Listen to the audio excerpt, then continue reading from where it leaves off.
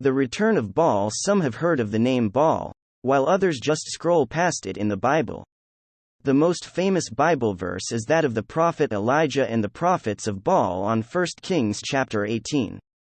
If you are not familiar with the story, here is how it goes with Elijah and Ahab. I have not made trouble for Israel, Elijah said to Ahab.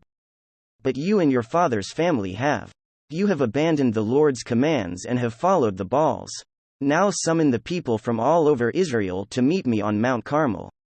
And bring the 450 prophets of Baal and the 400 prophets of Asherah, who eat at Jezebel's table. So Ahab sent word throughout all Israel and assembled the prophets on Mount Carmel. Elijah went before the people and said, "How long will you waver between two opinions?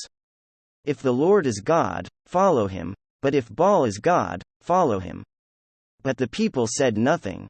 Then Elijah said to them, "I am the only one of the Lord's prophets left, but Baal has 450 prophets. Get 2 bulls for us.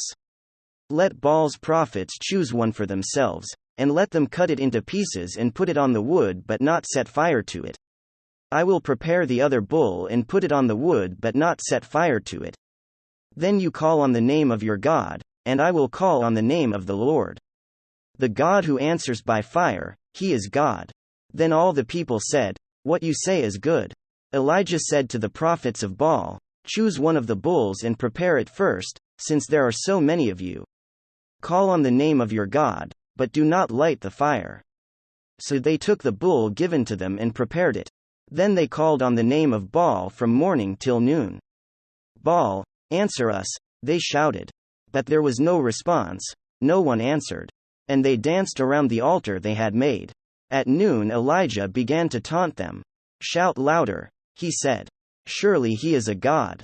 Perhaps he is deep in thought, or busy, or traveling.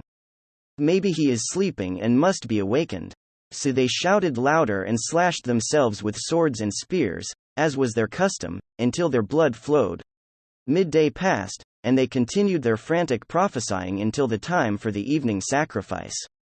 But there was no response, no one answered, no one paid attention. Then Elijah said to all the people, "Come here to me." They came to him, and he repaired the altar of the Lord, which had been torn down. Elijah took 12 stones, one for each of the tribes descended from Jacob, to whom the word of the Lord had come, saying, "Your name shall be Israel."